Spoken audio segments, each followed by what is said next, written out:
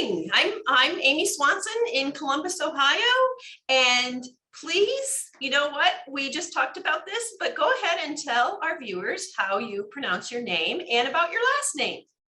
Yes, I'm Meiju, and I'm known as Meiju KP on Ravelry, but the KP comes from my very difficult and long family name, which is Kallio-Peltoniemi, which I started to drop off when I 10 years ago when I signed on Ravelry and I started to design. I just decided that I would just use KP and my first name. That would be the simplest and easiest way to present myself for international audience, I think. Yeah, that's adorable. Well, welcome, Meiju, and I'm just so excited that you are my first guest on this new series.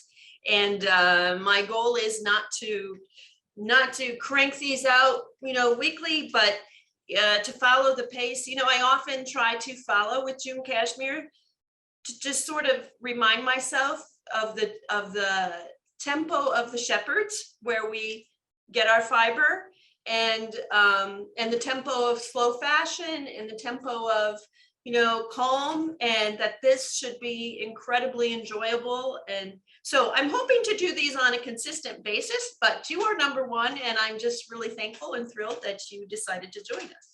So, and we can see behind you all of your amazing books. So yes, and the samples in the books. So just tell us about that. We're here for your book, and just to learn about you and learn about your Finnish culture and your Finnish culture in knitting. And so why don't we start with the book? Well, yes. Well, here I have my book, and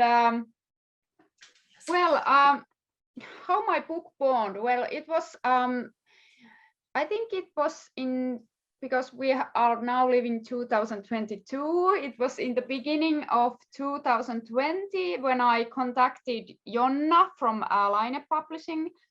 We said Laine in Finnish. Yes, I know, Lane. Yes. So I had an idea that I wanted to make a book with texture knitting, with cables and lace and all kind of stuff that I have done before, that I have knit before. But still, I wanted to create something new with those textures and try something new with the designs that I had in mind. So I contacted Jonna, and she was very excited about my idea, and because they hadn't done anything like that before. So we started to talk about it, and then I accidentally almost had the book deal with me. So I started to make the book, and basically that's how my book was born and started to have its shape.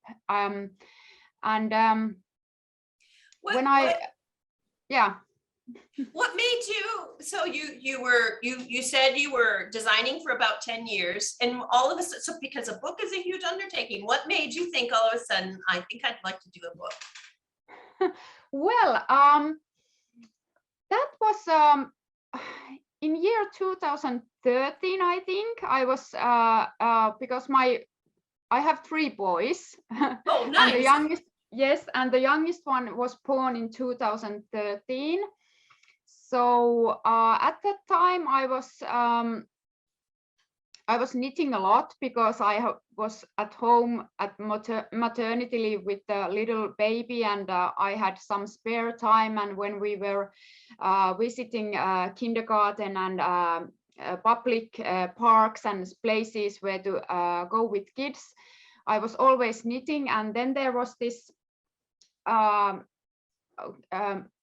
some mother who asked that about my knitting, and at that time I think I started to kind of dream about making a book, but I know that that I knew then that it wouldn't be possible for me at that time because I had small kids and I only have small bits and pieces of time. So my designing was kind of, I had 10 minutes to write something out, and then I knit a few rows, and then I my style of working back then was something that I knew that I wouldn't be able to make a book because it was so slow, and I knew that for making a book I would need much more time. But I already knew then that I had more ideas that I had time to knit. So basically I started to dream about making a knitting book someday, and I said to one mother there, it was 2013 I think, that someday I'm going to make a knitting book, that I'm going to take some leave from my day job and I'm going to make a knitting book.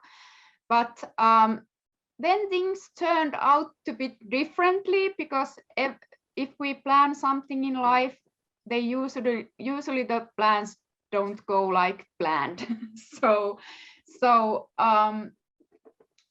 basically I decided to leave my day job to make the book. So, or not, it was first I left my day job because I had some other work related plans also that are not related to knitting. So I decided to leave my day job, but then I got a book deal, and again things changed. So then I had time to make the book. So it's something, if you dream about something, you have to be careful because it might come true. Yeah, we have that saying, be careful what you wish for. Yes. What, may I ask what your day job was? Oh, I was a researcher. I have studied social psychology at university, and I was working at Statistics Finland. So I was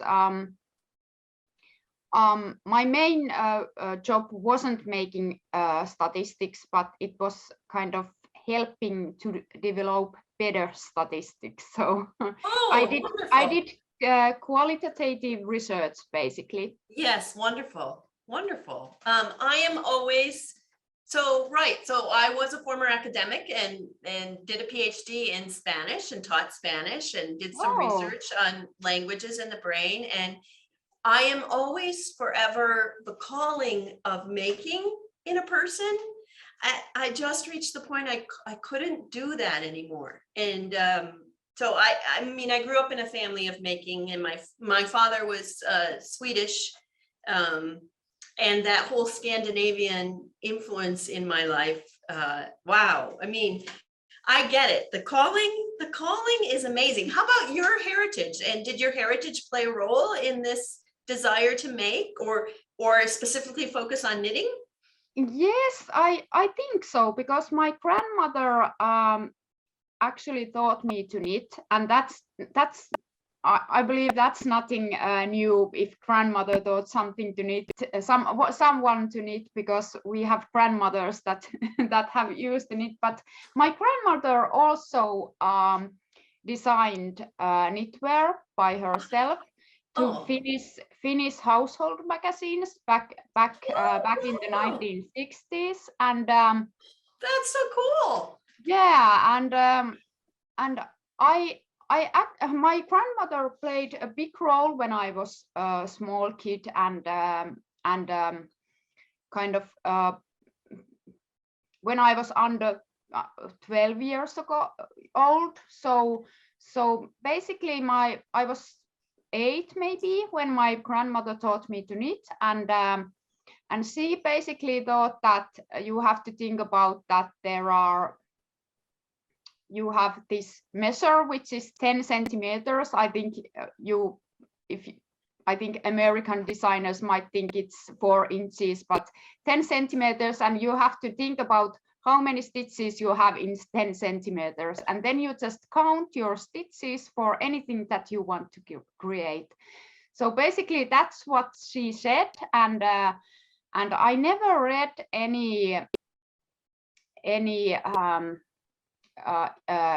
patterns or any instructions. I just started to knit, and she taught me to knit and purls and things like that.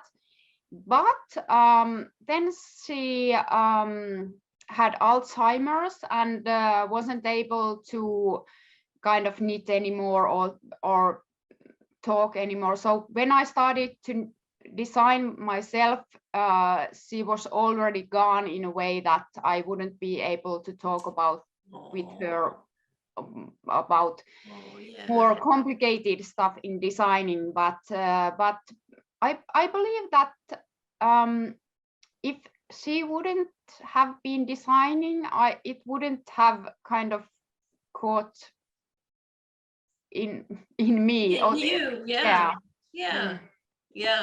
I think. Yeah, my mother also knit, but not much. She just made garter stitch and flat pieces and blankets and things like that, but not anything like bigger garments or things like that. Do you have any of those old issues of the magazines with your grandmother's patterns in them? No. Oh, that's a shame, because I at some point I saw some of them when we had this summer place, but the summer place was already gone about 20 years ago, I think it was. So no, I don't have those magazines, but I saw some of her designs when I was small. So she had those pieces in her wardrobe, and they were really, at that time everything was made by seaming. So anything. Oh yeah, right. I always knit my pieces in one seamless piece, but everything was done by seaming back then.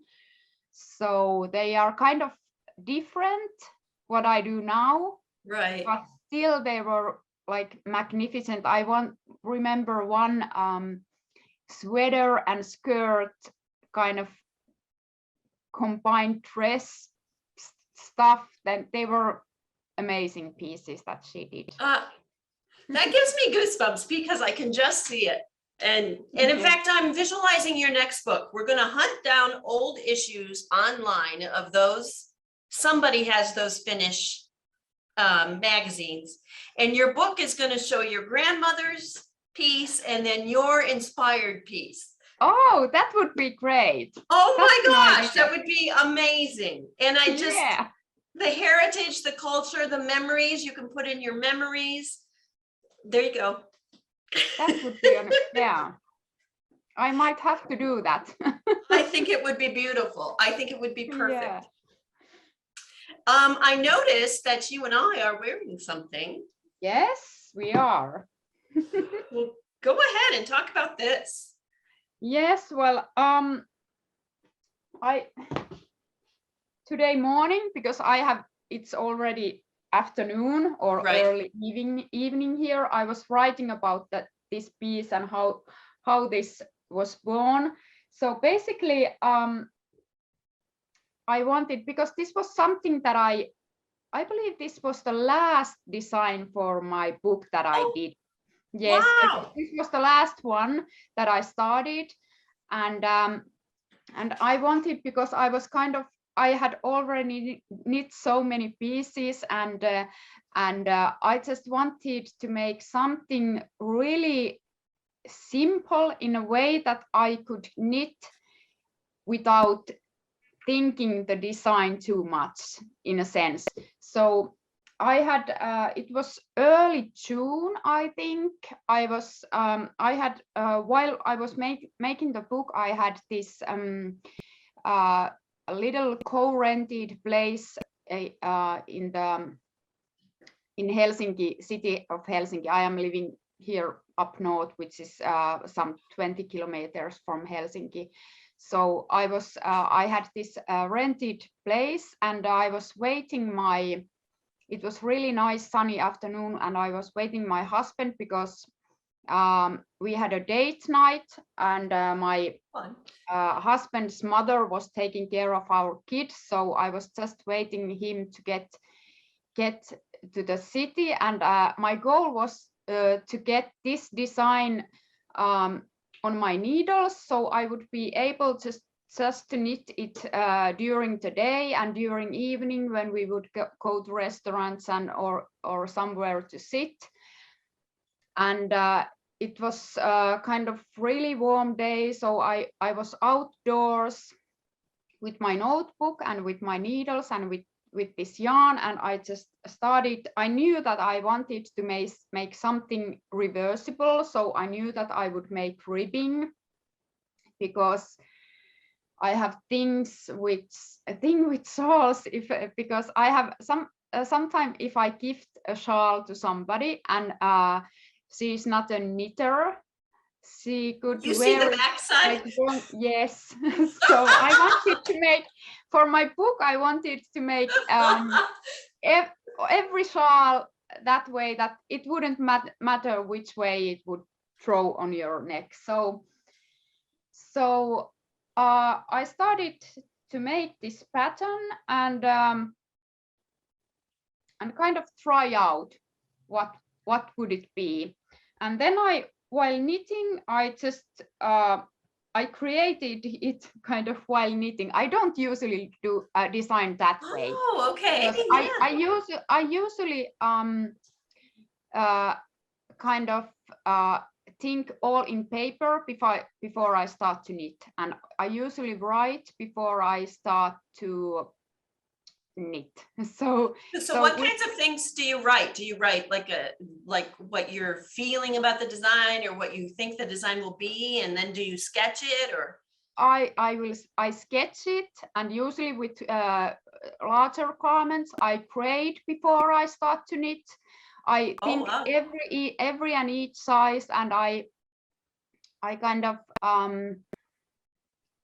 well this is the process is because it differs in each design, but usually I make a rough sketch how I want the design to look, and then I start to think. For example, with the gable designs, I start to create and think about the gables and how would the cables, for example, if I have cable panels all over cables, how would they fit in for each size? Right. So okay. I'm kind of I'm kind of creating simultaneously while I design. This is your math. This is your math background. Yes, probably yes. And with this design, I didn't want to count anything. I just wanted to start knitting and see how it goes. So, but soon, because I started to knit, soon I realized how to get kind of a repetitive pattern in a way that I could follow it myself and just kind of follow my own pattern in a way that I wouldn't have to think a lot while knitting. And that's how this shawl was born. And after I made some notes while I knit, and after I had made this sample, I wrote 2 versions of the pattern. I wrote and put both in the test knitting, and I decided that I would have feedback from the test knitters, so that would tell me which version I would put into the book. So basically the design was the same, but the style of writing the pattern was different, and I started to put the more detailed version in the book, so it wouldn't have any issues if someone is knitting for the first time or is a beginner knitter, so it would be more easy to knit this. But if you're experienced knitter, you might find kind of how do you call it, pattern, repetitive pattern to follow that, and you don't have to read. Yeah, right. You can remember it easily. And yes. So we should back up a little and say that's our natural color. It's our DK weight yarn. And it took well, just about 3.5 skeins, so 4 skeins. And I was just shocked on Saturday. Thank you so much, Cheryl, my sample knitter. All of a sudden, this was in my mail on Saturday. And I'm like, I can't even believe it, that it was in time for today. So this is in our moss green, but it is so beautiful. You've called it the Wave and Flow. Yes. Scarf. And it is, of course, reversible. And yes. it just really is. And I love how you've sort of opened up. I have to look. Do you remember what size needles you used? Because you've kind of opened up the DK. Yes, I think they were size 4 millimeters, which is US 6, I think. Yeah. I'm not sure. I could check. It's so lovely. And then the coup de grace are these tassels. Oh my gosh, they are so fun. Yes. And I decided, because I had some leftovers from that yarn, I decided that I would put the tassels there. So that would kind of crown. And I think that the design needs those tassels, because it kind of finishes it. It does finish the piece, but it is so fun and sassy to have these tassels. So, and I'm just, I wrote Cheryl, my sample knitter, email and just said, you have no idea. Oh my gosh, just how thankful and how much joy I had knowing that this was here on time to talk today. And I have had it on ever since. Yes, this is, and I really love how soft this yarn is. I remember that when you sent the yarn, you said that I have to wash the yarn, and you were right, because this was kind of, it softens really beautifully when you put it with the small amount with wool detergent and push it out. And it really blooms, doesn't it? It just completely changes. Exactly. Nope, I didn't. I was going to open up the page and show it as well. And then we have, oh my gosh, we have the excitement of having all your samples of the book with us. Here it is. Yeah, I found it. Here it is in the book. It's so beautiful. Here's a page where it really shows I'm it. just looking for the needle size. No, it's US 7. It's 4.5 millimeter needle. Yeah, I thought you really opened it up, and I love that. And the thing about cashmere is, you can open it up and give it more air because it's so light, and its warmth properties, or its properties to just regulate with your own body are amazing. So, and I think such a beautiful thing. I probably tried it out with 4 millimeter needles, but I like the fabric more with 4.5 millimeter needles. And I think it's really dependent on what you make. I have some samples going, and I think this one, I hope I did my little trick of tying the knots. Somebody told me if I tie the knots,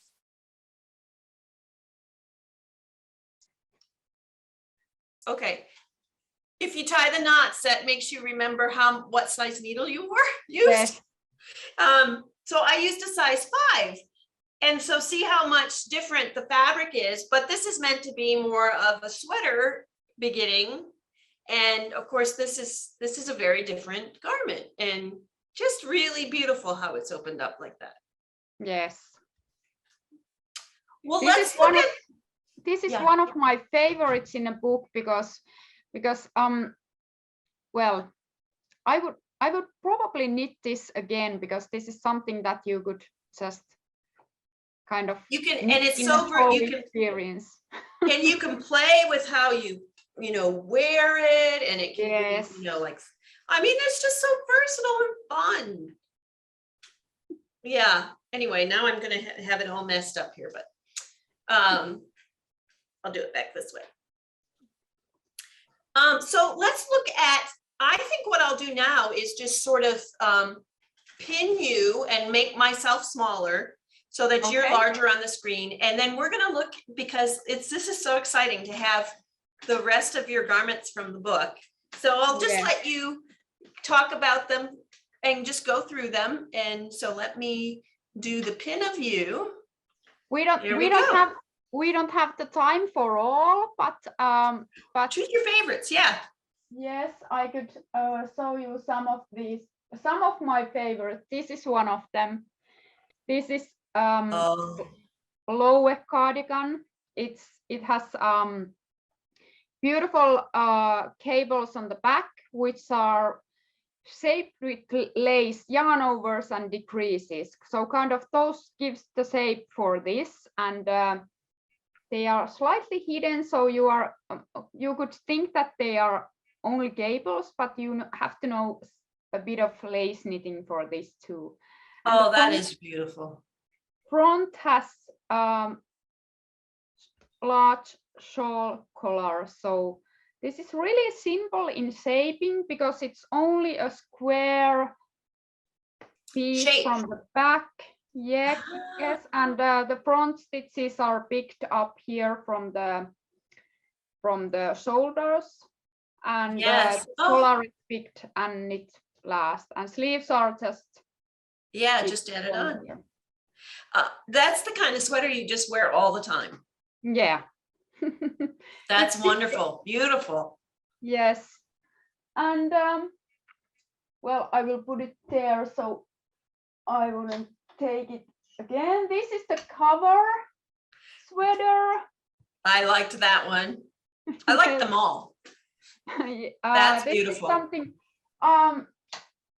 this was the one that I made versions, but actually these two are not knit by me because these were line sample knitters who helped me with versions. But the hoodie version was the one that I made first, but then I wanted to show in the book that you can always make variations of one design. It looks different with different colors, different lengths, different details. This one has a hood, and then there is this cropped cardigan. This has to be my favorite because this is just the epitome of the type of sweater I love to have. Yes, I love this too, but it's not knit by me, so probably I have to leave it for someone. Oh shoot, yes, right, I get it.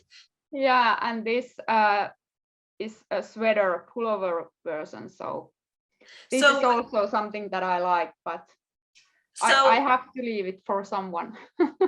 So this is how, you know, you're appealing to everyone's taste, because I was in a Zoom with my sister and her daughter, and then her daughter, but her daughter is 2. And all 3 of us, I went for the cardigan, my sister went for the pullover, and my niece, who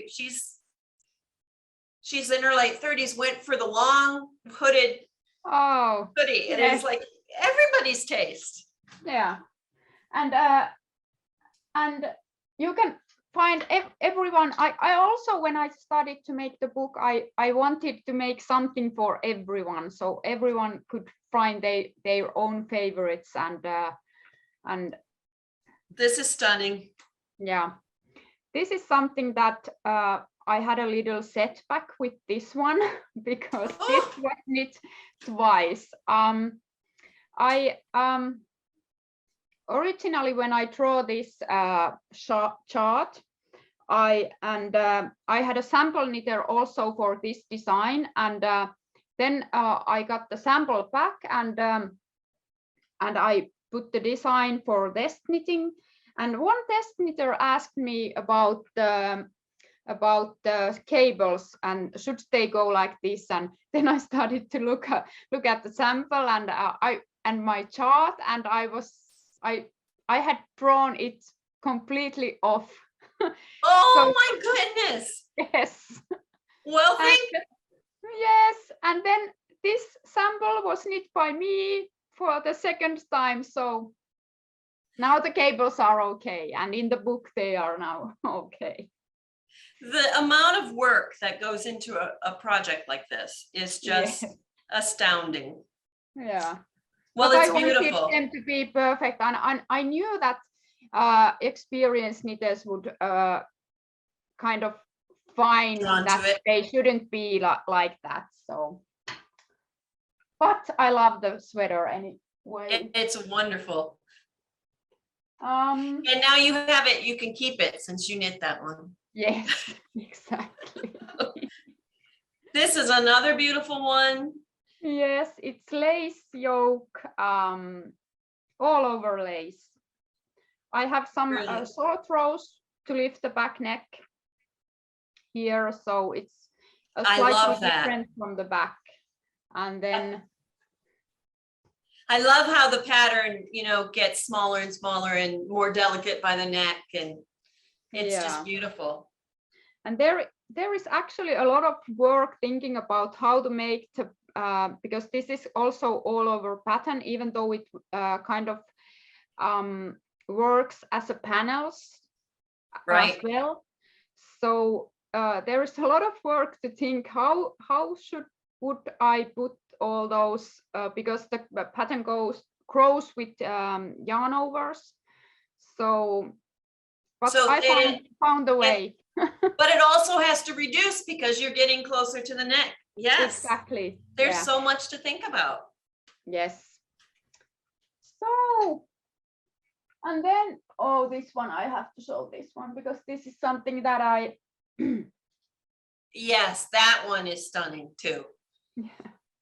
This is it's really simple. So if you are knitting for the first or want to try a larger garment for the first time, this would be the one, because it's top down raglan seaming. It's really simple in shaping. I have made some short rows for the neck, but still it's really simple. And these are twist stitches, so you don't have to have a cable needle to make them. They are kind of made in a way that you are knitting 2 stitches at once to turn them kind of twist way. I love texture, and I'm just thinking about, if people can't find the yarns that you made them in, and I love if people, branch out and find other yarns, but I keep thinking about our yarn, and so many of these, because our yarn does texture and lace and drape so beautifully. I was going through the book and saying, oh, that could be in our DK. Oh, that could be in our fingering. Yes. But beautiful texture, and I love the neckline on that. Yes, it's it fits perfectly. This is one of my favorites, and one of my test knitter did a cropped version. So I have three repeats in this motif, but she stopped here, and I have instructions also for the cropped version. How fun! So it's really nice. I'm kind of a little bit sad that I didn't make the crop version myself, because it fits also perfectly. So tell me about knitting in Finland, and is it, so your grandmother taught you and you said that's common. I don't think that's common here. It maybe was once, but is that common in Finland? Well, it's common in Finland, but we actually, I thought also we had knitting in schools, and they thought basically everyone knows how to knit in Finland. But recently, I think that the knitting and everything in crafting teaching has diminished in schools in Finland nowadays. But at least when I was a small kid, they taught us to knit in schools, and we had to make socks and we had to make mittens. So I remember that when I was 5th grader, we made mittens, and 6th grader, we made socks. I love that.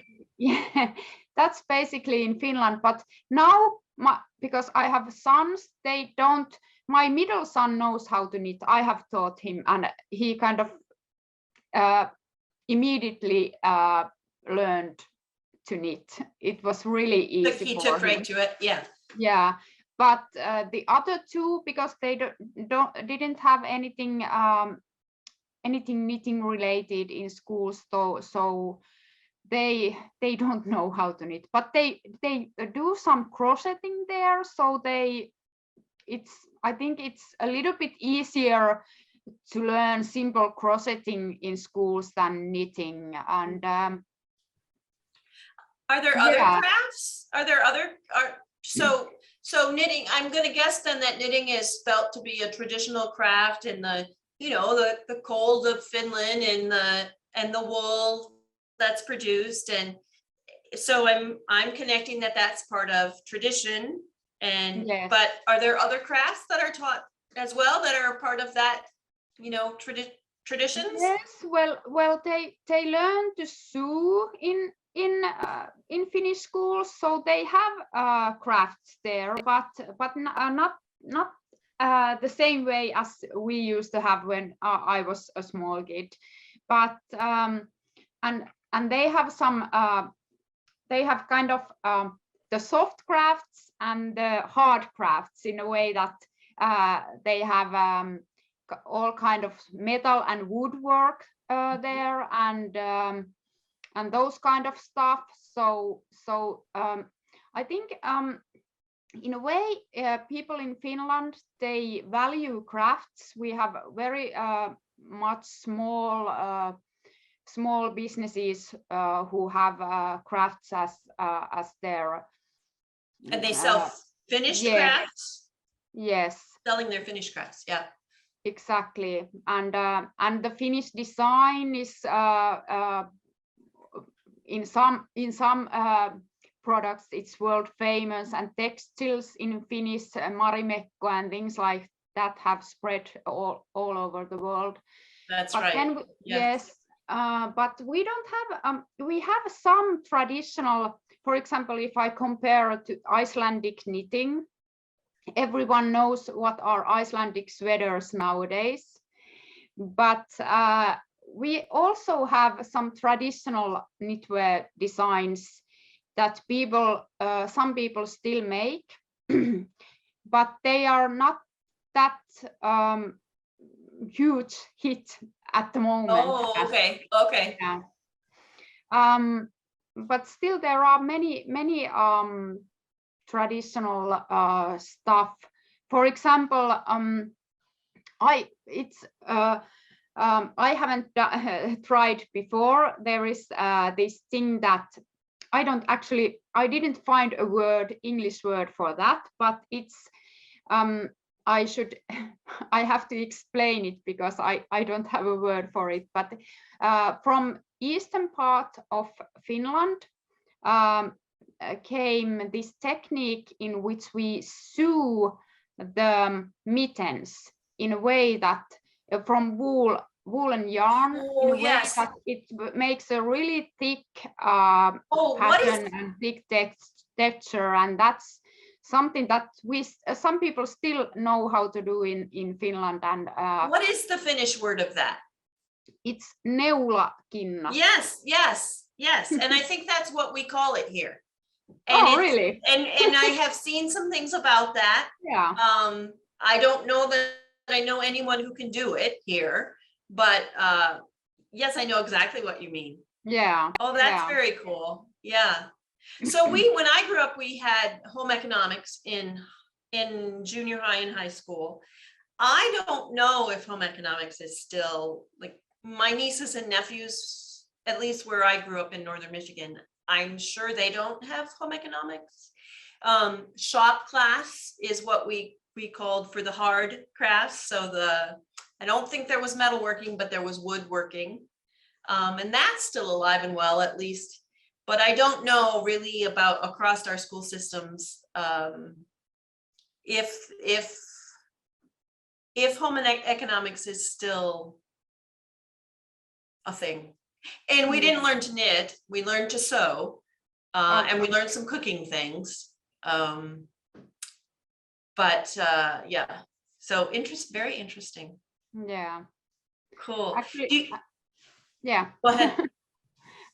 My husband also says that he knows how to knit. He knows how to knit because they have taught him in schools, but I haven't seen. You haven't that. seen it. Yeah. So I don't believe that he really. You knows didn't make him a test knitter. Yeah. No. No. Very cool. Are there other patterns you want to show us? Other designs? Yes, I would. Oh, they are so far away, so I almost couldn't reach it. This one. Oh, I love this one in the book. Yeah. This is so fun. Yeah, this is something that there is a little story behind this, because my friend's daughter drew a picture that she would like to have this kind of poncho. Oh. And then I asked that, can I put it in my book, because it's the sketch was so beautiful. And then I draw some cable charts that could be tried out, and my friend knit those charts for a swatch. Yeah. And then we decided from those swatches which pattern we would choose for this. So this was kind of co-designed. That is wonderful. And that's the thing that's okay. So some observations about this. I love how this fringe is, you've done this asymmetrical thing with the fringe. That's adorable. And then again, this whole getting smaller and what happens then at the neck, it's just, I love this piece. But what's striking me about all the pieces and then you talking today is just how thoughtful you've been about appealing to all kinds of ages and tastes and skill ranges. So yeah, really well done. My goodness. Yeah, I love one that. of my favorites, but I can't keep that one either because it's going to oh shoot. Yeah, and one more design I could show you, this one. Oh yes, I liked the color work here. Yeah, because for me knitting is also trying and learning something new. I always try to learn and try out some things that I haven't done before. So this was something that I haven't done before. I combined color work with cable knitting, and this is I love this. I love this. This is like so very untraditional. And again, you've kept with the theme of texture because there's so much texture there. Yeah. I just love this. Yeah, and it's something yeah, this was in my mind a long time, and I was kind of hesitating that would it work, but then I just tried out and it worked. Yeah, from conception of design to the math and the texture working together, and the stitches and the swatching and then the sampling and then the remaking if it doesn't work, and then that doesn't even talk about what it takes to put it all on paper and get a book. This is just a huge accomplishment. Yeah, it's really, and the yarn that I used here, it's from Portuguese. It's Portuguese wool. It's Retrosaria Brusca. And it's really rustic, and it's I chose the yarn because of this technique, since I didn't want to use cable needle to move those cables, because when I do color work I like to use the yarn thimble on my finger. Oh, okay. So to help with stranded knitting. So with rustic yarn it was much easier, because then the stitches wouldn't drop and they would kind of, it was much easier. So I recommend using some rustic wool that is not so slippery. Okay, okay. So I haven't heard of a thumb or what did you call it? The thimble? The color yarn thimble? thimble. Yes, yarn thimble. It's I have a silver one. I bought it from if I recall it right, from Jyväskylä. We have this Lankauppa Tikityy. It's yarn thimble in English.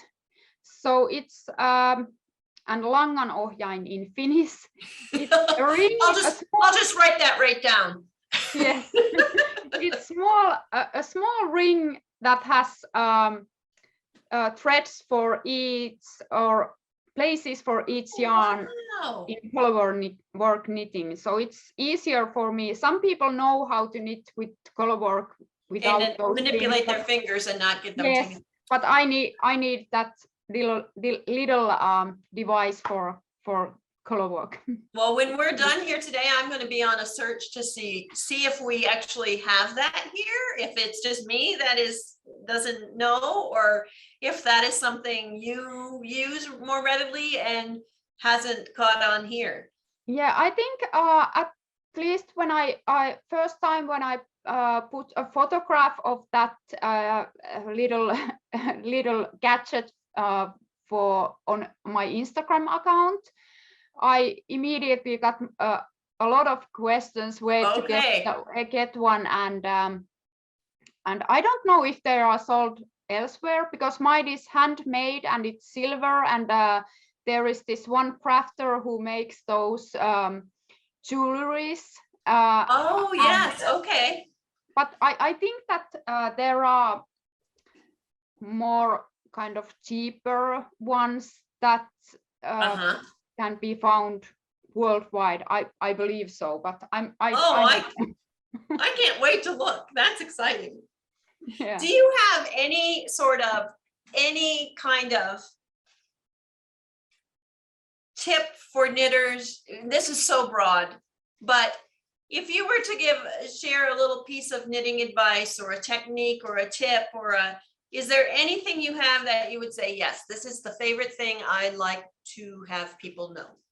Well, I always, not always, but when I realized over 10 years ago that every garment can be knit from the top down and seamlessly, that's something that I would learn if I was a beginner knitter, because that makes things more easier. You can try the garment on when you are knitting it, and when you are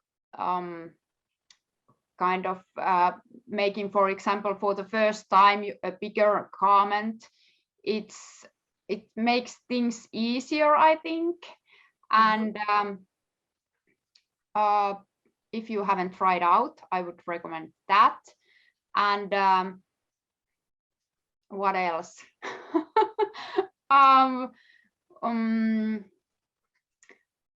Learn from videos from YouTube, because there are a lot of videos from YouTube. I think that YouTube for this time and age that we are living now is kind of heritage, something that have been in a way have exploded the knitting community, and we can share so much information with that, and something that went much slower way forward in the past.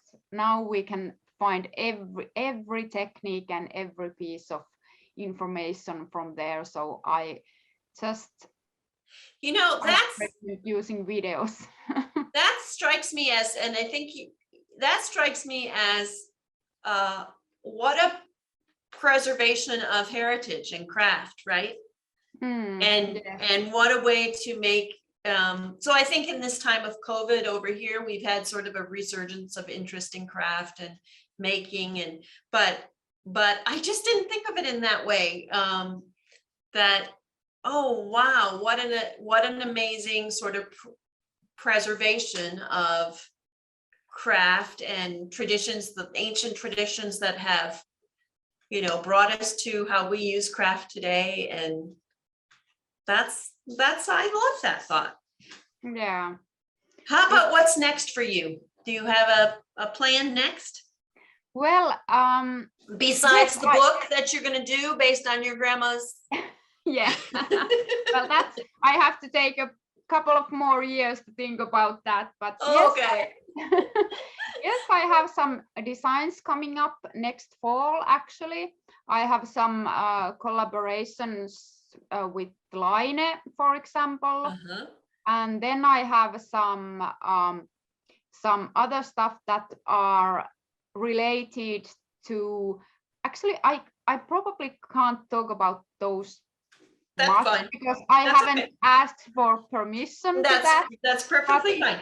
Yeah, but it's something to do with Finnish culture and Finnish traditions. So I love it. Also coming in next fall.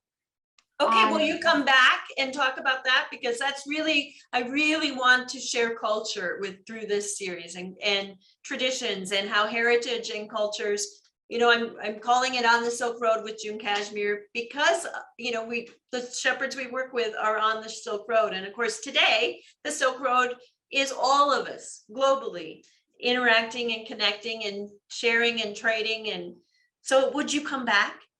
Yes, if you ask me, I'd love to be here. It's thank you for asking. Yes, I'd love it. Very cool. So it sounds like you've transitioned to full-time to knitting. Well, almost. I still have some other work-related stuff that I'm doing. So this is while making the book, this was my full-time job. But now that there is more time to do other stuff, I also do some other job because well, it's a small country in Finland. It's hard to make living with only in knitting. Yes, right. So that's why I'm doing some other stuff too. But this is always my passion. I don't think that I can stop this. So I just have to continue. Monster! Yeah. Well, we're lucky that you can't stop. It's wonderful. Is there anything else you'd like to share about the book, or share about you told me your samples are about to start their journeys to?